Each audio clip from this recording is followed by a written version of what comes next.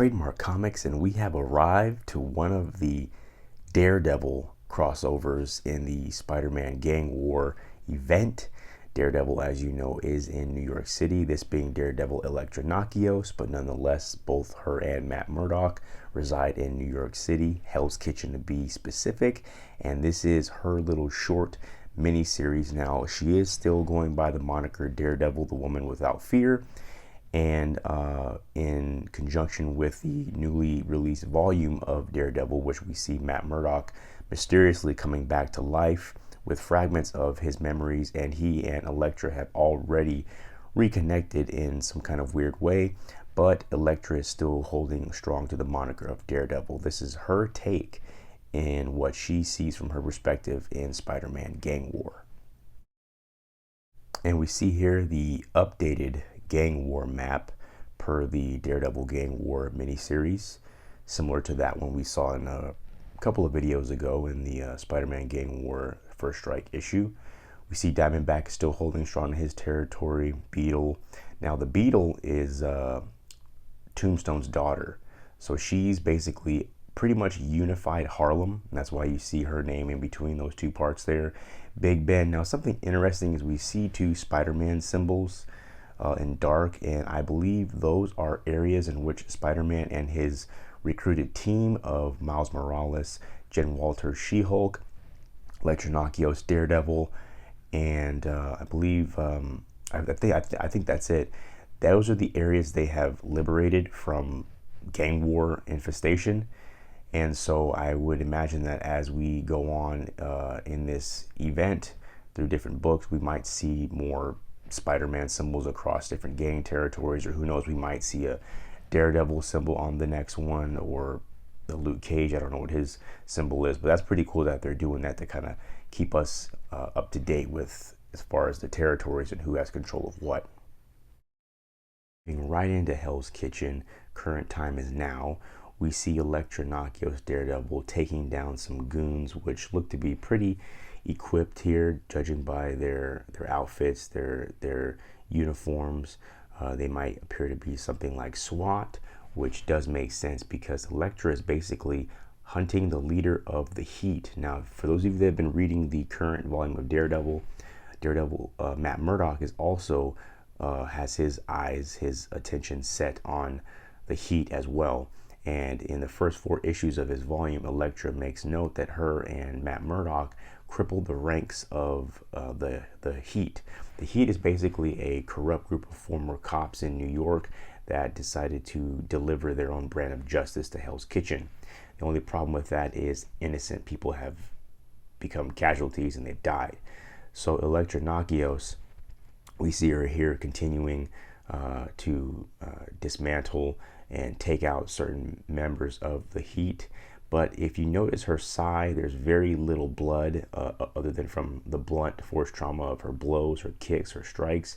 She's not using her size to penetrate or pierce or stab because she did make a promise to Matt Murdock to hold back on the killing. And you'll also notice that her size are blunted, right? They're not sharp. They do not pierce or penetrate, courtesy of Tony Stark. And we'll learn more about those two new sides as we go on. But you see her there dealing some non-lethal gas, basically filling us up to date, saying that in the reducing of the ranks of the Heat at the hands of her and Matt Murdock, just like they say with the reference of a snake, you cut off, one head and another one grows in its place. So this particular lieutenant has decided to take up the vacant seat, if you will. I don't know if this is the official leader of the Heat, but it could be something to like a second in command position. Now we see a few hours ago. Now this scene is reminiscent of the Spider-Man Gang War First Strike issue, the one-shot. Hopefully many of you have picked up. That was in my recent video titled The Seeds of War. And this is very reminiscent of that scene. So that's who it was. Jessica Drew, Spider-Woman. That was the final member of Spider-Man's motley crew here that I had forgot to mention.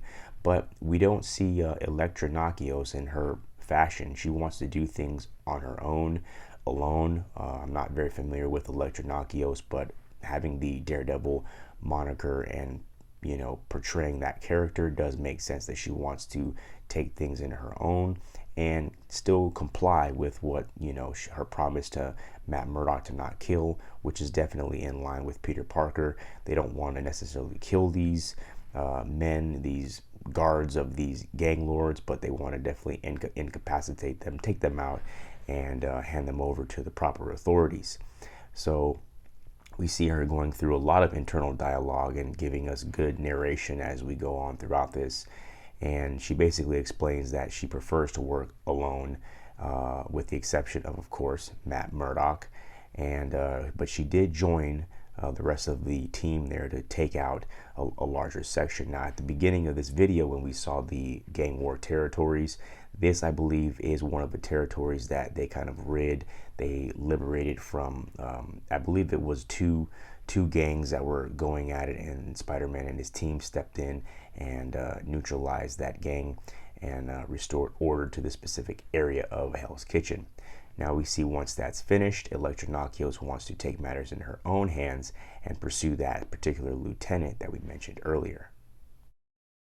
And Lieutenant Raphael Scarf must have the fear of God or the fear of the devil in him.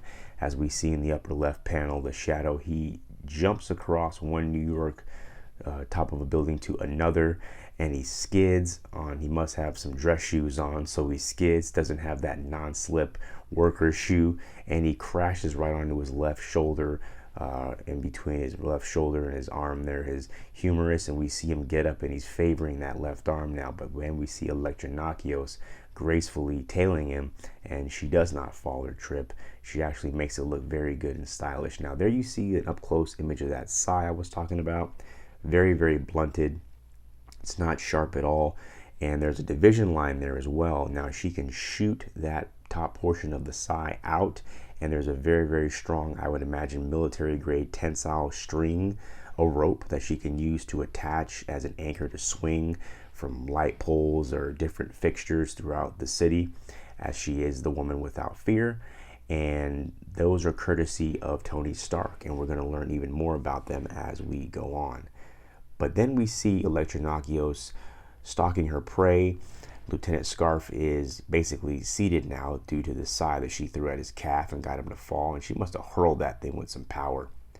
This part's very interesting and gave me some insight to Elektra training and abilities, because Scarf basically takes this handgun, his last-ditch effort, shoots one right at her point blank, and she dodges it. Now, I don't know if she was able to look at his musculature or if there's something in her Daredevil helmet that allowed her to, similar to Matt Murdock, get the read on, the muscles or the sounds of his finger or the trigger, something to mimic Matt Murdock's sonar 360 senses. But she dodged that bullet. Okay, now the reflexes, you gotta have to do that. I don't even know what that takes, but that is very, very impressive. Smash! Then Elektra follows up that impressive feat of reflexes and just charges this lieutenant like she's an NFL linebacker or a lineman, and just charges him with both of her forearms, penetrating into his chest, slamming him into this object on top of this rooftop in New York. And again, just graceful. I mean, she is, in the Marvel universe, probably the greatest, if not one of the greatest assassins, and she is definitely showing it. Also showing she's worthy of the moniker of Daredevil. Now Lieutenant Scarf is looking into the eyes of the devil, and he is terrified. If there was a scene or a display of smoke next to him, that'd probably be his piss going into the ground. But there you see again those sides. She has that sai underneath his throat. If that were her normal sai, some blood would probably be drawn, or it would probably have penetrated and even went through. Now this is a very interesting shot because we see a nice behind Elektra and the lieutenant what's going on, and a new player has entered the fray, and she looks to be very similar to Elektra, some kind of dressed in like a ninja garb, but she is drawing a knife and she is getting prepared to strike. Is she here to help? Is she here to fight?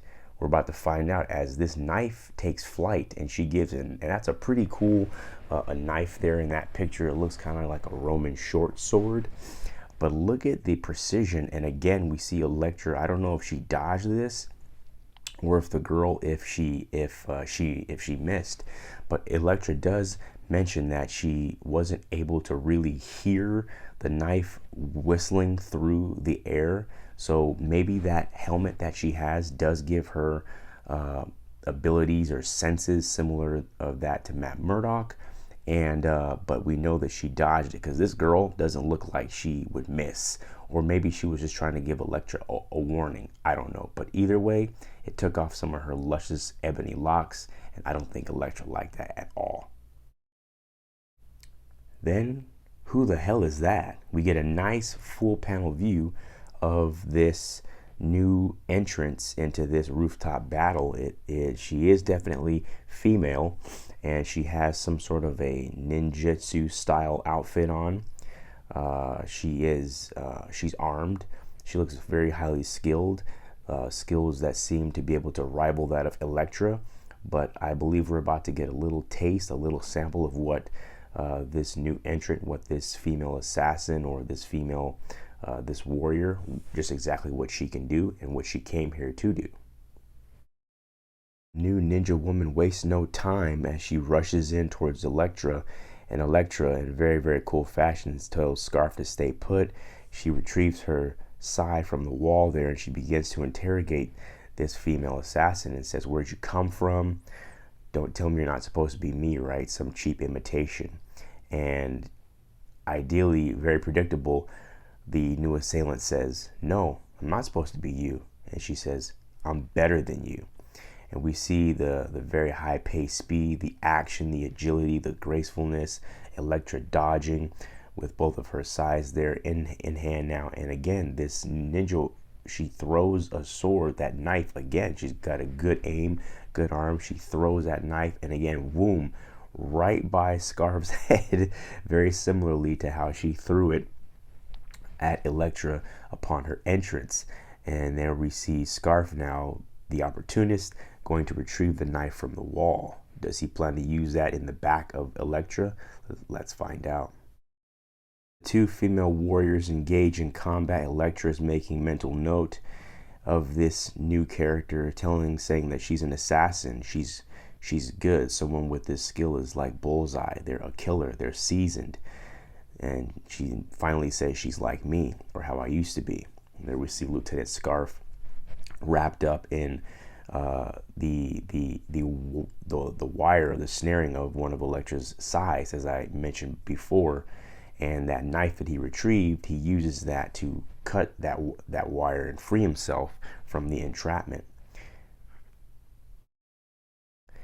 And now Elektra realizes that Lieutenant Scarf, in Weaseball fashion, the little scumbag that he is, a little weasel, takes his opportunity and runs away, right? Why fight? He's got this, apparently this new assassin seems to be working with the heat and helping him.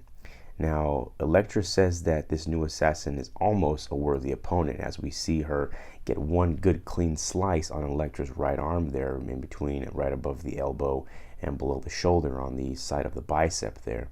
And she says that did hurt, but that's not going to do very much damage to her, and she's not going to let her know that it hurt.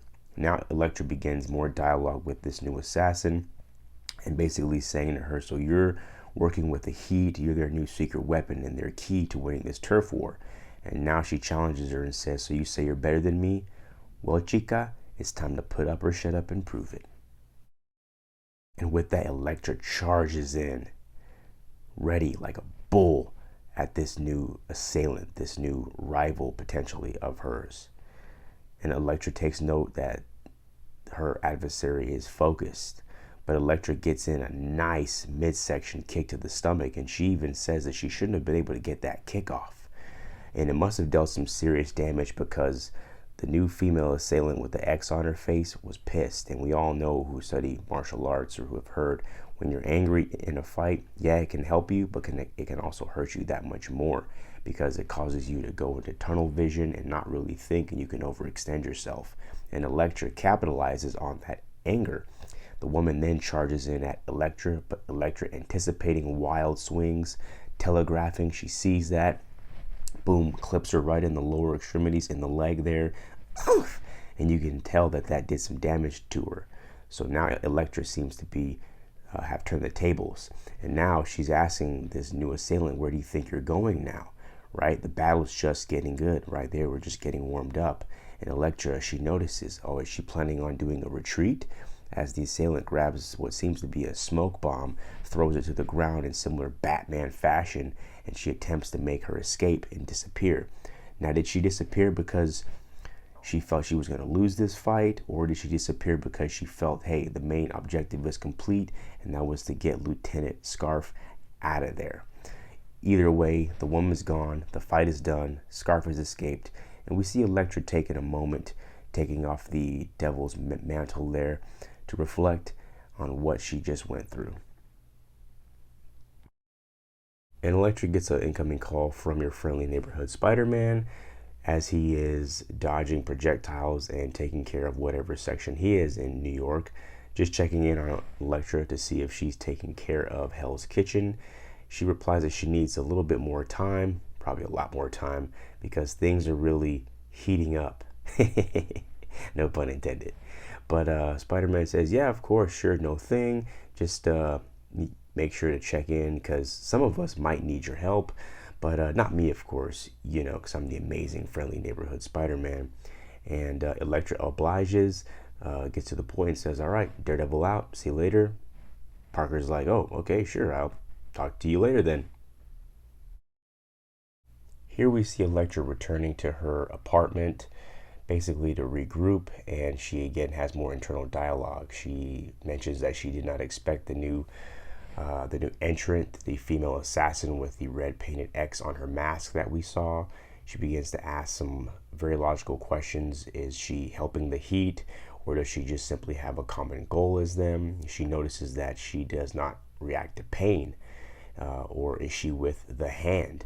And she then is looking at her display of weapons across her aisle and her table. She says that her and Matthew made sacrifices to destroy the beast of the hand, but the hand always finds a way to return. So right now we don't know who this new female assassin is or what her motives are, but we might find out very, very quickly. We are still here in Elektra's apartment, and Elektra hears a creak. Now, I don't know if this is just her own natural heightened senses or something in the Daredevil mask that allows her to do this, but she quickly grabs a side. Now, this one's not blunted, as you can see, and she hurls it very skillfully, very masterfully at whatever made that sound. And basically, it's Tom, the mouse. Or was it Jerry? Either way, it's a mouse. And again, the third time we see a bladed weapon thrown at someone, and it just barely gets them. So I don't know if the rat just, dodged it, or because it's so small, she didn't get it. But thankfully, this rat now gets to live another day to have some cheese. So who was it? Who was it that made the sound? And then we see a hey. And it is Owlsley. Very similar and reminiscent to the rodent that we just saw Elektra throw her sigh at. It is Owlsley. Now, this is my first introduction of this character in this whole gang war. He looks kind of like a manlet Beauty and the Beast reject, but Elektra wastes no time attacking him because, of course, he is the opposition. She blasts through the window of her apartment onto the banister balcony there at the fire escape, and she begins questioning Owlsley, and she goes, let me guess, you're here to claim Hell's Kitchen. Now, Elektra is very, very proud of defending Hell's Kitchen, as many of you may know, but we will continue to see. This is her turf, if you will, and she's going to protect it to the very, very end. And as she's struggling and as she's fighting Owlsley, she notices that he's not fighting her back. And he says, wait. Like a little snickering freaking weasel that he is, as Elektra's poised and cocked and ready to deliver a blow right to his face. He's telling her, wait, just stop, truce. And she's basically saying, well, why should I do that? And he basically is telling her that he has information that could help her defend Hell's Kitchen or get the upper hand in this war. And of course, in likely fashion, the most common smart, intelligent response is, well, what do you get out of this, right? When your enemy comes to your doorstep offering you information, what do they get out of it?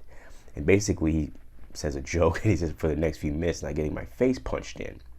Then he notices her cut and says, you should really get that looked at. She disregards that and gets right back to the point. And she says, you better talk before I toss your ass over that banister and you fall to, I don't know what it would be. And he basically tells her that they're all in on it. And she says, who? Madam Mask, Hobgoblin, Diamondback, Mr. Negative, Lady Yulan, the Heat, the Ringmaster, pretty much everyone. And he may even be leaving some of them out, but he says they're all in on it.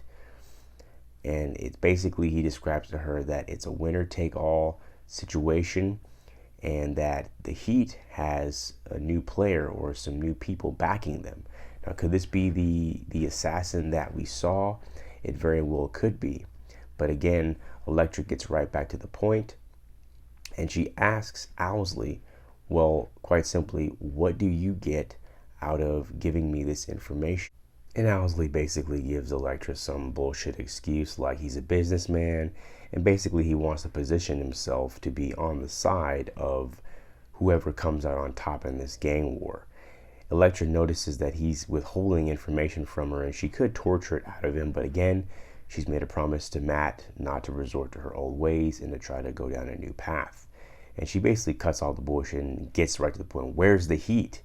And he's, and then he now gives her some useful information and tells her that there's a shipment coming in tonight at Pier 87. And he says, that's where the Heat, that's where they'll be. Elektra then throws him off of the banister. He flies away and he says he hopes her cut gets infected.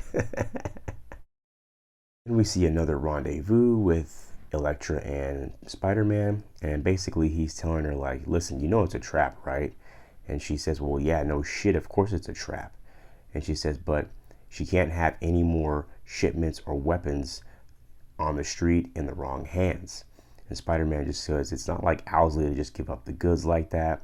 Elektra, she reminds herself that Matt Murdock said that Peter Parker is a good guy, and he's definitely worthy of trust. And they continue to have more dialogue. And she says, well, Owlsley didn't give up the goods. He just said that there was like an anonymous benefactor, a new player in the game. She notices his banged up suit and says, are you all right? And Spider-Man's like, oh, yeah, me. Trying to just brush it off, right? Like he's okay. Obviously, she's a female and he doesn't want to appear like a weakling in, you know, her presence, especially since she seemed to remain so stoic. And then we see a break, incoming call from Mayor Luke Cage, I'm assuming, saying, guys, break time is over. We got to get back to cleaning up the streets. And here we see a nice, cool shot of Spider-Man and Elektra getting back to their respective their missions. And it's a very, very cool shot here. A little excessive on the webs there for Spider-Man. And Elektra kind of just jumps down. She doesn't have anything. She's not suspended from anything at the moment, but I'm sure she'll use that sigh that she got from Tony Stark. We follow Elektra to Pier 87, which Owlsley told her that there would be a shipment involving the Heat tonight. Elektra has more internal narrative commentary and dialogue, basically saying that Hell's Kitchen is not her home, where she originated, where she's from, but she'll fight like hell to defend it. And she notices a truck, and she says, well, Owlsley might be right.